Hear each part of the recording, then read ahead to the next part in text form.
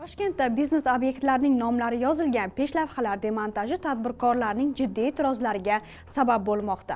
Hajmi 1 kvadrat metrdan ortiq bo'lgan peshlavhalar, hatto ularda faqat kompaniya yoki brend nomi ko'rsatilgan yoki shunchaki dorixona, mini market yozuvlari bo'lsa ham reklama hisoblanadi. Toshkent shahar hokimligi bunga asos sifatida Vazirlar Mahkamasining 2023-yildagi qarorini ko'rsatmoqda. Peshlavhalarni buzishga oid ishlar Toshkentning dizayn kodi tasdiqlanishi bilan ham bog'liq. Ammo dizayn kod joriy yilning mart oyida tasdiqlandi va 17-maydan kuchga kiradi. Demontaj ishlari o'tgan yilning aprelida boshlangandi. Tadbirkorlar esa avval loyiha to'liq tasdiqlanib, aniq qoidalar ishlab chiqilganidan keyingina demontaj ishlarini boshlash kerak edi degan fikrda. Bundan tashqari biznes egalari peshlavhalar demontaji tufayli savdo tushgani, mijozlar kerakli obyektni topishda qiynalayotgani, dizayn kodda ishlab chiqqanlarda dizayn borasida yagona qaror yo'qligi, reklama pasportini olish uchun bir necha marta to'lov qilib topshirilgan arizalar rad qilingani yoki pasport rasmiylashtirilganidan keyin ham peshlavhalar demontaj qilinayotganidan norozi. Savdo-sanoat palatasida bo'lib o'tgan ochiq muloqotda Evis restoranlar tarmog'i vakili 80 dan ziyod savdo tarmoqlari borligi, ularning 65tasiga reklama pasportlari olingani va 80 million so'm yig'im to'langanini ma'lum qildi. У меня такой вопрос. Откуда берутся эти расценки и за что мы платим? Мы платим за воздух. По действующим паспортам. По действующим паспортам, которые у нас уже есть, нас заставляют демонтировать, потому что оно не подходит концепции города, концепции дизайн-кода. То есть каждый вот этот демонтаж обходится бизнесу в 20 миллионов. Нам никто это не компенсирует, и оснований для демонтажа тоже никаких не дают, не предъявляют. Вот. Скажите, пожалуйста, вот в этом плане вы можете пересмотреть, за что мы платим? Мы платим арендодателю, мы платим за аренду не маленькие деньги.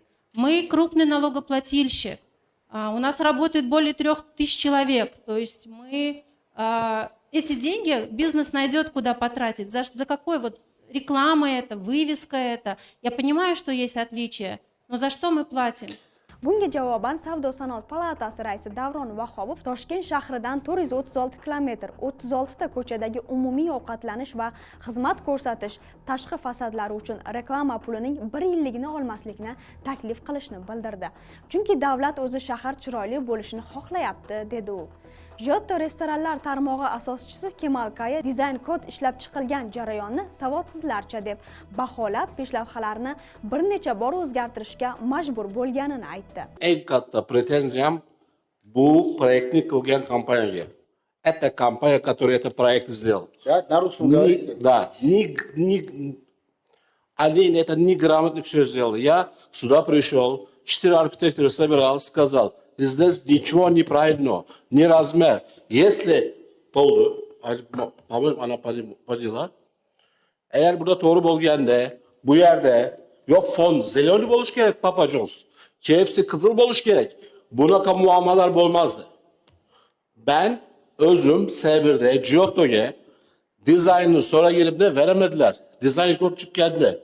Bugün hürmetli prezident Sebir'e geliş gerek diye gece hakimiyet iltimas kıldı. Şuraya kılın dedi, biz kıldık. Problem yok. Lakin judayam hani qanaqa düşünürsem ucuz oldu. Birinci aytdilar, Maloshi Svet bo'lish kerak. Takazat var bu yerde. Ko'rsataman. Özleri jo'natdi. Maloshi dedi. Tegi Sasna bo'lish kerak dedi. Sasna. Ben pulunu toyladım. Ab geldim Alikomobno. Bir günden gelip bu kişiler, по-моему, она или другой, я не знаю. Зачем пусть Giotto Sini подтверждено, пусть так стоит, сказал. Хорошо сказал. Bir günden gelip yok, seri boluş gerek dediler. Geç kurun, seri kıldırıvardık. Geç kurun, gece, вечера, ночь, 4 часов они ушли домой. И очень ужасная вещь получилась. Вот, очень. Hiç kim yakmadı. Hakimiyet adımları yakmadı. Вы сделали проект, который пропорция неправильно, поэтому вес общепита сделали тяжелый. Hakimiyet это же стыдно. Людям тяжелый. Европа нам позорит страна. И весь Европа позорит страна. Вы сюда приехали, я думаю, Северная Корея. Вы не сможете такой проект делать, нормальная страна. Извините, пожалуйста. Ochiq muloqotda Uzum Marketning davlat organlari bilan ishlash bo'yicha vakili amaliyotda bosim elementlari mavjudligini qayd etdi. Bu yerda xo'p deb qo'yib ketamiz, lekin Buyuk Ipak yo'li ko'chasi bo'yicha tuman hokimiyatidan chiqib svetni o'chiramiz. Mana bu tadbirkor keladi, polniy podloshkani fasadni o'zgartiradi, to'lovini qilasanlar, bo'lmasam svetni o'chiramiz degan to'g'ridan to'g'ri gaplar ham bo'ldi. Endi 1 kvadrat metrdan oshiqroq istalgan tashqi ma'lumot beruvchi obyekt ham reklama deb hisoblanadi. Shu sababli oddiy dorixona yozuvi ham 1 kvadrat metrdan oshsa unga har oy to'lov qilinishi kerak. Vaholanki bu reklama emas, shunchaki nom bildiradi, dedi u. Vakil peshlavha tushunchasini qonunchilikka alohida kiritish va uni reklama bilan tenglashtirmaslikni taklif qildi. Eva Yeva kosmetika tarmog'i asoschisi esa buzishlarni bugunning o'zidayoq to'xtatishga chaqirdi. Har kuni 10 minutda do'konlardan xabar keladi. Buzmoqchimiz narvonni olib kel. Peshlavha qoidaga to'g'ri kelsa, pastdagi yozuv to'g'ri kelmaydi deyishadi. Nega degan savolga javob yo'q. Butun boshli brendlar bor. Ularni o'zgartirish to'g'ri emas. Agar hamma bir xil bo'lsa, butun Toshkent bir xil, oq-qora bo'ladi.